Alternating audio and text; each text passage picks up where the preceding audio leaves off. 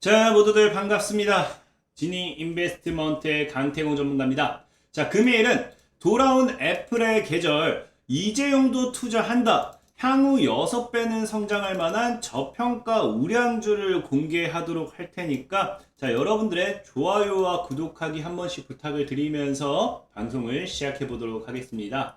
자, 일단은 뭐 알다시피 최근에 이제 아이폰 13이 출시가 임박을 했죠. 그러면서 출시가 임박을 하면서 애플 주가가 사상 최고치를 경신하고 있습니다. 그러다 보니까 뭐 애플 부품사가 수혜를 볼 것이라는 전망이 나오고 있고, 어찌됐든지 당장의 애플 부품사 이건 나중에 다시 이야기를 하겠지만 애플 주가가 사상 최고치를 경신한다는 거는 아이폰 13 출시에 대한 기대가 국내에서는 어떨지 몰라도 해외라든지 어쨌든 다른 나라에서는 지금 꽤 기대하는 바가 크다라고 좀 예상을 해볼 수 있어요. 그렇기 때문에 뭐 여기 나와 있는 LG 이노텍이라든지 뭐 ITM 반도체라든지 더보전자, BH 등등등의 관련된 종목들을 뭐 눈여겨 보실 필요도 있겠지만 어찌됐든 뭐 중요한 거는 지금 이것과 별개로 아이폰 부품주, 애플 수혜주를 찾아 나서는 것도 여러분들 지금 시장에서 눈여겨봐야 될 부분입니다. 그러면서 보면은 애플이 지금 뭐 1억대 팔겠다라고 하면서 굉장하게 자신감에 차 있어요. 근데 그럴 수밖에 없는 게 뭐냐고 하면은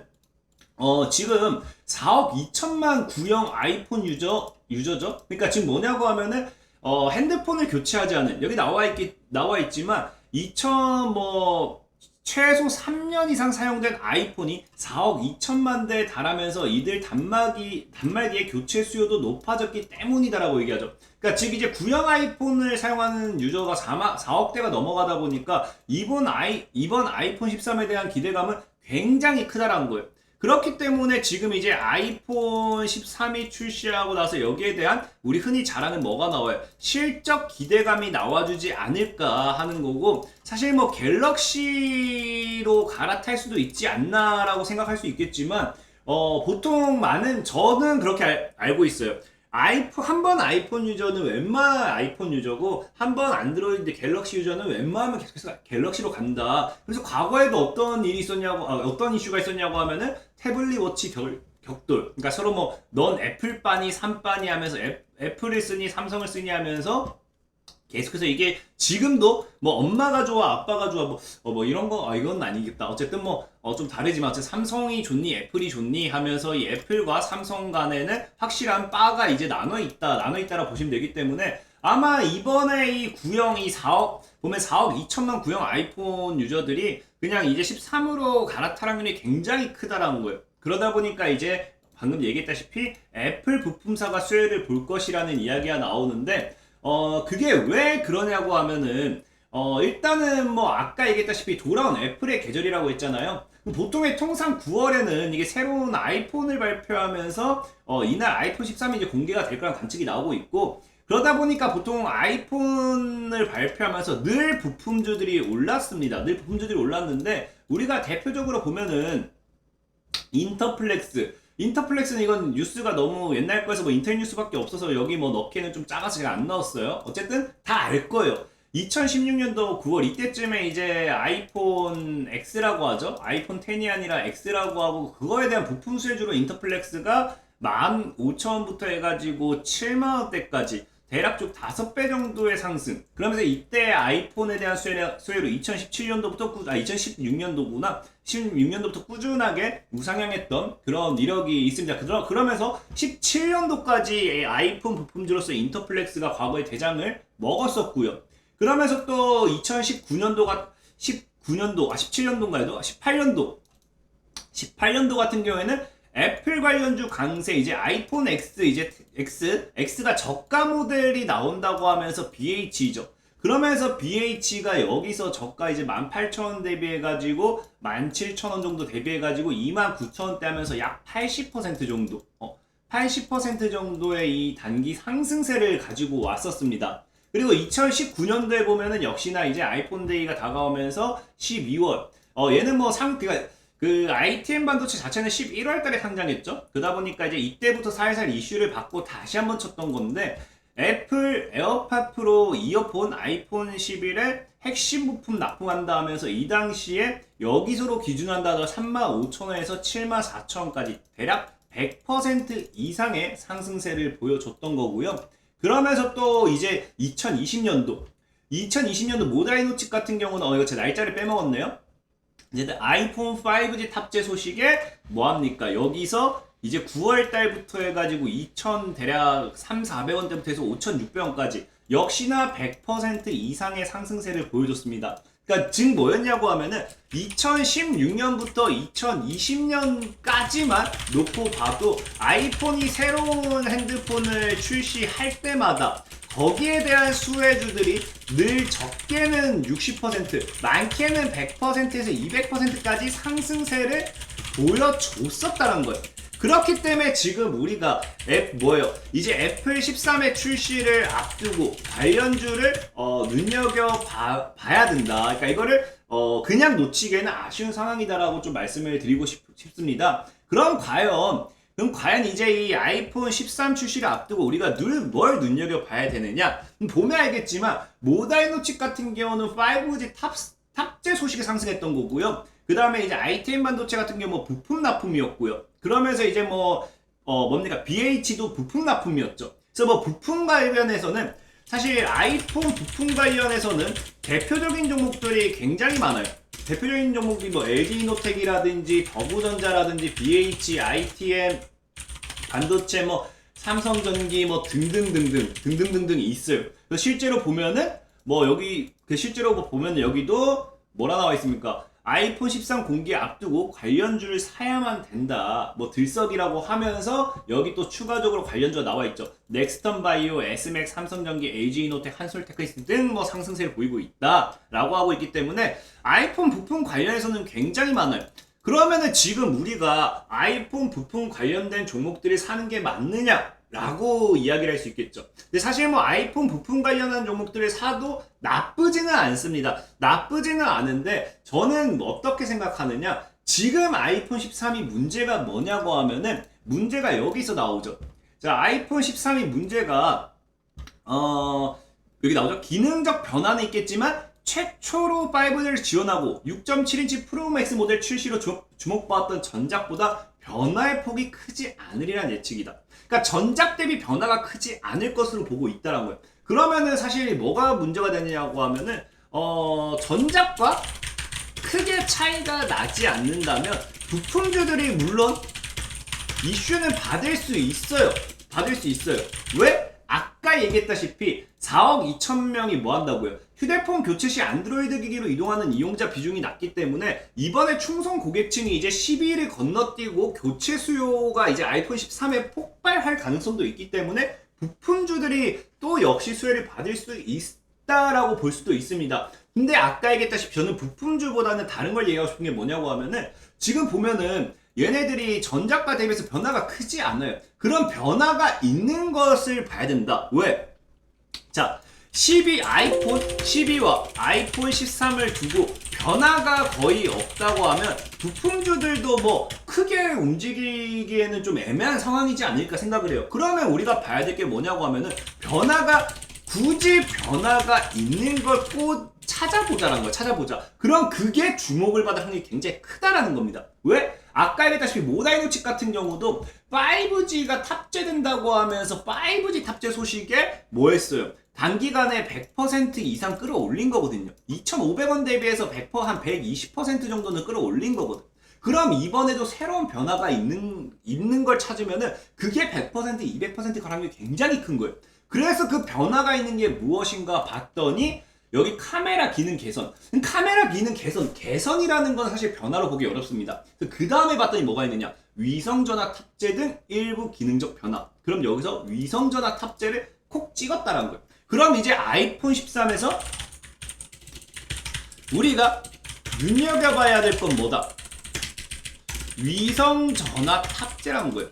위성전화 탑재. 근데 이거는 사실 아이폰 13뿐만 아니라 앞으로도 눈여겨봐야 될 거기 때문에 이번 기회에 여러분들이 알아두고 눈여겨봐선 나쁠 게 없어요. 왜? 보면은 휴대전화가 위성전화가 되는 시대가 온다. 이제는 온다는 거예요. 그래서 위성 인터넷으로 전 세계를 연결할 수 있습니다. 도시 지역뿐 아니라 소외된 지역에서도 뭐 약 1,100원에서 1,300원의 저렴한 가격에 통신만 쓸 수 있고, 그러다 보니까 지금 현재 아시아 같은 경우 아시아 담당 뭐 부상 뭐 얘기하지만 전 세계 인구의 3분의 1은 스마트폰이 없고, 네, 지구에서 통신망을 쓸 수 없는 지역은 전체 90%이기 때문에 저궤도를 도는 군집 위성들을 활용해서 모든 사람이 어디에나 쓸 수 있는 통신망을 구축하겠다. 지금 저궤도 통신, 이 저궤도를 도는 이 위성들 관련해서는 계속해서 시장이 성장하고 있는 추세예요. 추세.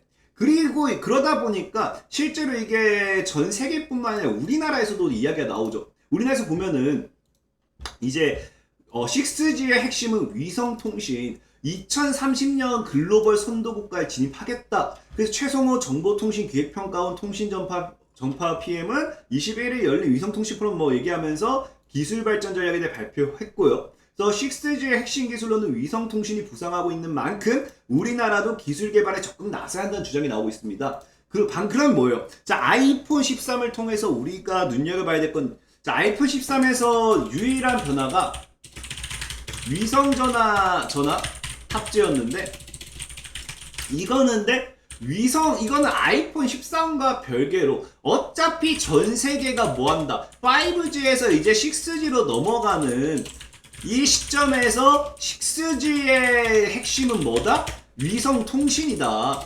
그럼 우리가 지금 위성통신이라는 관련되어 있는 모멘텀의 종목을 아이폰 13과 관련해서 묶어서 지금부터 분할매를 들어가게 된다고 하면은 굉장히 사실 더 빠른 시기에 더 저평가된 구간대에서 매수를 할 수 있다라고 저는 좀 말씀을 드리고 싶은 거예요. 그러다 보니까 위성 통신 관련된 기술, 이런 관련된 종목들 여러분들이 찾아가야 되고 사는 게 굉장히 중요하다 생각하고 있고, 그러면서 지금 또 보면은 최근에가 아니죠. 이제 또 다가오는 10월, 그러니까 얼마 안 남았어요. 10월에 또 이제 뭐가 하냐고 하면 한국판 스페이스X로 이제 누리호가 또 이제 도약 준비되어 있기 때문에 누리호 발사와 관련되어 있는 이제 기대감이 또 실려 있습니다. 그래서 누리호 발사와 관련해 가지고 항공 모멘텀도 지금 시장에 부각이 되겠죠. 그러면 지금 현재 위성 통신이라는 이 기술은 방금 말했다시피 아이폰 13의 출시와 관련해서 부각받을 수 있고, 그다음 두 번째 또 뭐다? 이제 6G 관련해서 핵심 기술이기 때문에 이게 또 부각받을 수 있고, 그 다음에 세 번째는 뭐다? 이제 다가오는 10월 이제 이 누리호 발사와 관련해서 항공 기술이 또 항공 쪽 이제 테마가 이제 뭡니까? 부각되면서 수혜를 받을 수 있다라고 말할 수 있겠죠. 벌써 지금 단기간에 세 가지의 위성통신이라는 기술을 보면은 세 가지 정도의 모멘텀과 이슈가 따라오기 때문에 지금 사실 강하게 뭐 상승을 가지고 오지 않은 현재 구간에서는 여러분들이 미래 가치를 보고 주워 나가기에는 굉장히 저평가되어 있는 구간을 좀 말씀드리고 싶어요. 그래서 위성통신이라는 거는 지금 어찌 보면 여러분들이 지금 사고 싶어하는 이 전기차 시장의 이제 초기 진입 단계와 이제 비슷한 구간에 와 있는 게 아닌가 싶어요. 그래서 과거에도 전기차가 조금씩 부각되고 수혜받기 시작했지만 어느 순간 전기차가 급격하게 성장하고 급격하게 이슈가 되면서 계속 가파른 상승세를 이어갔잖아요. 그래서 위성통신이라는 것도 항공기술이라는 것도 항공업종이라는 것도 지금은 사실 아직도 머나먼 미래기술 같지만 지속적으로 여기에 대해서 이제 통신기술을 먼저 계속해서 얘기가 나오는 만큼 여기에 대한 건 지금도 이제 시행착오를 겪어야 될 부분이 많고 조금 머나먼 미래 얘기지만 어느 순간에 급격한 관심과 함께 급격한 상승을 가지고 올 수 있다. 이걸 좀 여러분들이 아셨으면 좋겠어요. 그러면서 아까도 얘기했다시피 뭐라 했습니까? 삼성전자 역시도 5G 이어서 6G 기술 주도권 확보에 초격차로 미래기술 선점하겠다 했어요. 그러면서 보면은 삼성전자도 5세대에서 이동통신에 이어 6G까지 차세대 통신 분야 기술 리더십까지 이어가기 위한 투자를 확대한다 했기 때문에 이 6G 관련해가지고 삼성전자가 최근에 240조였나요? 투자를 한다고 발표했죠. 거기에 뭐도 포함되어 있습니까? 6G도 포함되어 있습니다. 그럼 6G에 대한 핵심 기술이 결과적으로 위성통신이기 때문에 여기에 대한 투자도 분명히 따라올 수밖에 없다라고 좀 말씀을 드리고 싶어요. 그러면은 이제 여러분들이 좋아하는 삼성전자의 투자, 그 다음에 뭐 아이폰. 그럼 여기 뭐 네 번째로 또 붙일 수 있겠죠. 네 번째도 뭘 붙이느냐? 삼성전자의 투자까지 따라오기 때문에 굉장히 지금 모멘텀은 굉장히 많다. 아직 그 상승한 거 대비 상승은 거의 없다 봐야겠죠. 상승은 거의 없는 상황에서 앞으로 다가올 미래 모멘텀. 그러니까 여러분들이 좋아하는 미래 기업 가치에 대한 실적 가치라든지 그런 미래 시장 전망은 굉장히 밝다라고 좀 말씀을 드릴게요.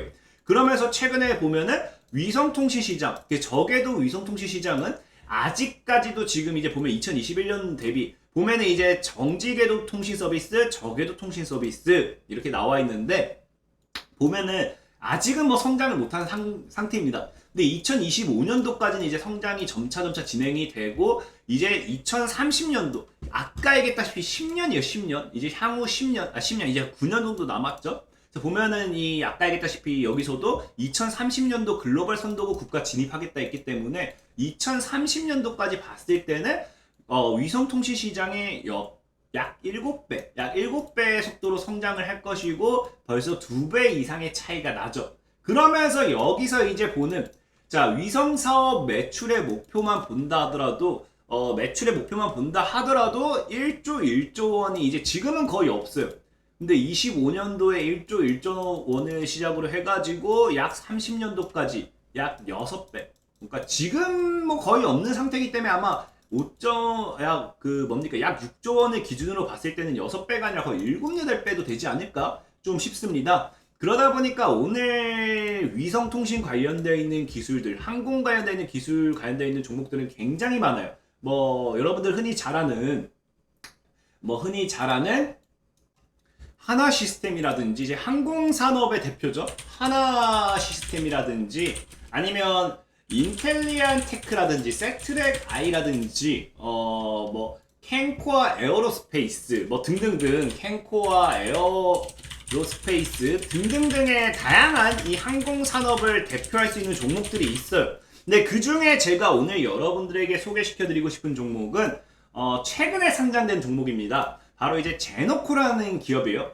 제노코라는 기업이고 보시면 아시겠지만 우주개발 분야에서 시장 지배력 확보, 그래서 동사는 위성통신 부품 제조를 목적으로 설립되어 군 전술정보 통신 체계 사업의 핵심 부품인 비접촉식 광전 케이블을 주력으로 제조하고 있음. 그래서 위성 탑재체를 구성하고 있는 전자장비, 위성 운영국, 소형 무장헬기 사업 등등이 있고요. 그래서 방위 분야에서는 하나 시스템의 협력사로 등록되어 있고 그 밖에 이제 하나 에어로스페이스, 하나 디펜스 등간도 긴밀한 협력 관계를 유지하고 있기 때문에 이거는 항공산업의 좀 대표는 하나 시스템이지 않을까 생각해 보는데 그런 하나 시스템과의 협력사로 있기 때문에 굉장히 괜찮은 기업이다라고 좀 말씀을 드리고 싶어요. 그리고 이제 실적적인 부분으로도 본다고 하면은 매출액이 아직까지 그렇게 크진 않습니다. 항공산업이라든지 위성통신 이게 뭐 얼마나 성장했다고 지금 매출이 그렇게 크게 했습니까? 하지만 중요한 거는 꾸준한 매출 성장 기대감이 이제 증진되고 있고 그래서 매출액과 다르게 영업이익은 급격하게 좀 가파라지는 때가 나오기 때문에 좀 눈여겨봐도 된다라고 좀 말씀을 드리고 싶고요. 그래서 사실 이 종목을 소개시켜드리는 가장 큰 이유는 다른 종목들은 좀 많이 무거워요. 많이 무거운데 이 종목 같은 경우는 보면은 지금 이제 이게 주주연항 보면 최대 주주가 43%의 약간 비중을 들고 있고요. 그 다음에 5% 이상 주주가 8%, 임원이 약 30%, 우리 사조업의 약 1%. 이 말은 무슨 말이냐고 하면은 최대 주주가 지금 지분을 얼마나 지고 있느냐? 최대 주주의 지분이 약 80%가 넘어가요. 약 80%가 넘어가기 때문에 그만큼 이 기업에 대한 가치를 보고 지고 있는 주주가 더 많다라는 거, 주주라 해야 되나? 어쨌든 큰 자본의 이제 주주들이 많다라는 거고 또 다르게 표현하면 80% 이상의 주주들이 지고 있기 때문에 상장되는 물량, 유통 물량이 거의 없다라고 보시면 돼요. 이게 무슨 말이냐? 우리가 흔히 잘 아는 품절주라는 거죠. 품절주적 성격이 굉장히 크기 때문에 이런 종목이 누군가가 작업을 하기로 마음먹는다, 이슈를 엮는다라고 하면은 그냥 상한가 하는 건 너무 쉽다는 거예요. 왜? 유통 물량이 없기 때문에. 자, 얼마나 없느냐? 지금 보면은 현재 기준 대비 시총이 약 1,500억이에요. 1,500억짜리가 대충 이제 80%의 지분을 80% 이상이죠. 약 80%의 지분을 쥐고 있다라고 하면은 지금 약 1,200억 정도의 물량이 잠겨 있다라는 거예요. 잠겼다는 거 무슨 말이야? 팔지 못하는 최대 주주들, 최대 주주들은 시장가를 못 팝니다. 보통 이제 블록들이라든지 이제 누군가를 구해서 이제 큰 자본을 팔기 위해서는 받아주는 이 주체를 구하고 이 1대1 이런 블록들 같은 형식으로 매매를 진행해야 되고, 그러다 보니까 1,200억에 대한 이 자금이 최대 주주가 들고 있고, 그럼 이제 최대 주주라고 좀 그렇고 대주주가 이제 다 지분을 쥐고 있고, 이제 300억 정도가 시장에 유통되는 물량이에요. 이 300억밖에 없기 때문에 사실 이 정도 종목을 끌어올리는데 300억 시가총액 300억 기준으로 해가지고 보통 2배에서 3배를 끌어올리는데 필요한 자금은 약 50% 정도 해가지고 약 150억 정도. 100억에서 150억만 있으면 보통의 작업팀들은 뭐한다? 300억짜리를요, 시가총액 1000억 정도까지 만들어놔요. 그렇기 때문에 이 제노포 같은 경우는 시총 대비해가지고 최대주주 비중이 굉장히 많은 품절주다라고 말씀을 좀 드리면서, 이런 종목이 한번 날기 시작하면은 진짜 점상 랠리가 나올 만큼 그런 성향도 좀 지켜볼 필요도 있다. 그래서 시가총액 대비 대주주의 지분도 많은 것도 보기 좋고요. 거기에 대해서 뭐 영업이익이 뭐 엄청나게 쓰레기라든지 이런 게 아니라 이제 꾸준한 상승세가 기대되는, 이 실적이 기대되는 그런 영업이익도 탄탄하게 받쳐주는 우량주적 성격의 종목이기 때문에 오히려 저평가 종목이라 좀 볼만하다라 좀 말씀드리고 싶고, 차트적인 부분으로 보면은 지금 당장 매수는 사실 안 해도 될 것 같아요. 왜냐면은 지금 딱 이 구간이죠.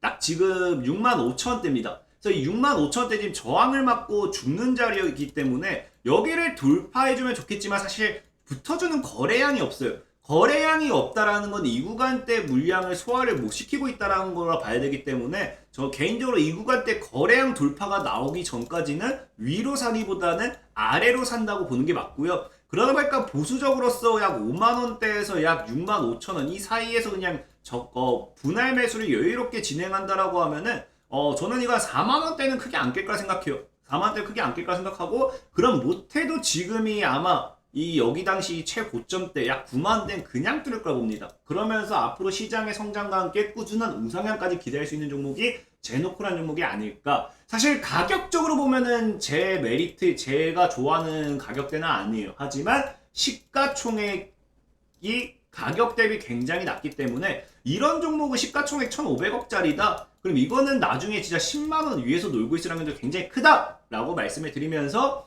오늘의 방송을 마무리하도록 하겠습니다. 지금까지 지니 인베스트먼트의 강태공 전문가였고요. 여러분들의 좋아요와 구독하기는 늘 많은 힘이 된다라고 말씀을 드리면서 저는 방송을 마무리하도록 할게요. 모두들 안녕!